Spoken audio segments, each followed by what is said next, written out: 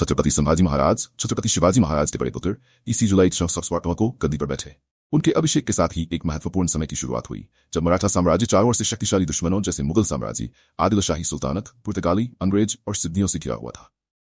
इन सभी चुनौतियों के बावजूद संभाजी के शासनकाल में मुगलों के खिलाफ प्रतिरोध, समुद्री शक्ति और मराठा स्वतंत्रता को बनाए रखने के लिए उनकी प्रतिबद्धता थी। संभाजी महाराज का प्रारंभिक जीवन और गद्दी पर अभिषेक संभाजी का जन्म इन सिख भाईजरी में हुआ था और उन्हें बचपन से ही मराठा साम्राज्य के शासन और युद्ध की कला में प्रशिक्षित किया गया था। शिवाजी महाराज ने उन्हें सैन्य रणनीतियों और प्रशासन में शामिल किया ताकि वे भविष्य में गद्दी संभाल सकें। जब शिवाजी का निधन हुआ तो 1608 में संभाजी महाराज गद्दी पर बैठे। उनके शासन के पहले दिनों में वे मुगलों और अन्य शक्तियों से आने वाले खतरे से जूझ रहे थे। संभाजी महाराज के शासनकाल के प्रमुख संघर्ष वर्ण, मुगल खतरा और संघर्ष की रणनीति।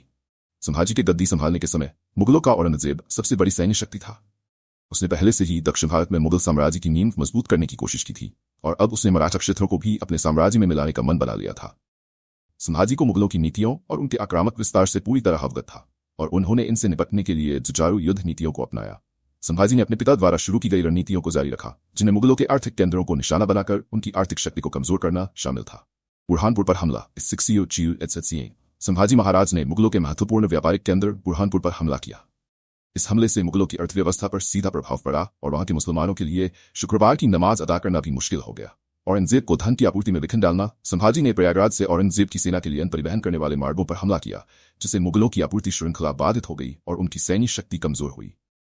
सिद्दी समुद्री लुटेरों और अंग्रेजों से संघर्ष। सिद्दी, जो कोंकण के तटीय किलों पर नियंत्रण रखते थे, नियमित रूप से मराठा क्षेत्रों में लूटपाट करते थे।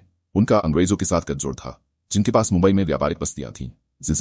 में संभाजी ने अंग्रेजों को उनके अन्न आपूर्ति को काटकर दबाव डाला, जिससे उन्होंने सिद्दियों को मुंबई से बाहर निकालने पर मजबूर किया। मराठा नौसेना ने जंजीरा, चौल और रेवदांडा जैसे सिद्दी किलों पर घेराबंदी की, जिससे सिद्दियों के मराठा क्षेत्रों पर हमले कमजोर हो गए। 3. पुर्तगालियों के खिलाफ अभियान और गोवा में विजय। संभाजी महाराज के गोवा में पुर्तगालियों के खिलाफ अभियान उनकी रणनीतिक सोच और साहस का प्रतीक था।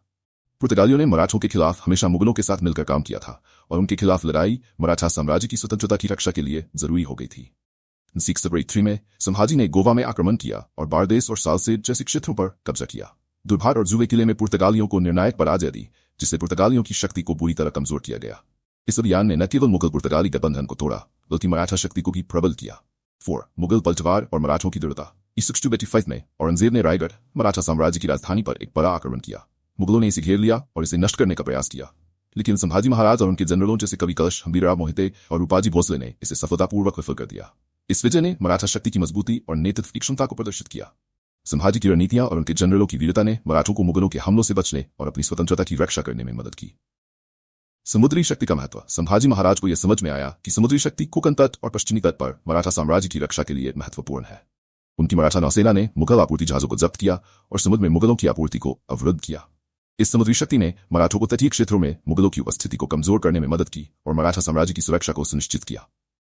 6. गंगाराम का विद्रोह और बिहार में संघर्ष। 1662 में संभाजी महाराज ने गंगाराम, जो कानी जहन एक मुगल सूबेदार के दीवान थे, को विद्रोह में सहायता प्रदान की। हालांकि यह विद्रोह असफल रहा। इसने मुगल साम्राज्य में विद्रोह को बढ़ावा देने के लिए संभाजी की रणनीति को स्पष्ट किया। अंतिम वर्ष और विश्वासघात। संभाजी महाराज ने बहुत सारी सैन्य विजय प्राप्त की, लेकिन उनके शासन का अंत दुखद रूप से हुआ। 1689 में उन्हें संगमेश्वर में मुगल सेना द्वारा पकड़ लिया गया और उनका बलिदान मुगल साम्राज्य के लिए एक घातक झटका साबित हुआ।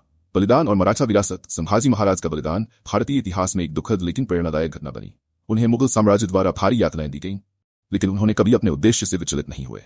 उनका बलिदान मराठा स्वराज्य की रक्षा के लिए प्रेरणा का स्रोत बन गया और उनके बाद आने वाले मराठा नेताओं ने उनकी विरासत को आगे बढ़ाया।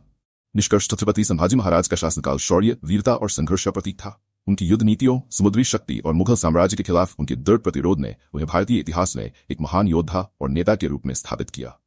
उनके बलिदान ने मराठा साम्राज्य के इतिहास को एक नई दिशा दी और भारत की स्वतंत्रता की लंबी लड़ाई के लिए प्रेरणा का स्रोत बना। यह संक्षेप मराठा साम्राज्य के इतिहास में छत्रपति संभाजी महाराज की भूमिका को स्पष्ट करता है, जिसमें उनकी सैन्य और कूटनीतिक उपलब्धियां और उनकी प्रेरणादायक शहादत को उजागर किया गया है।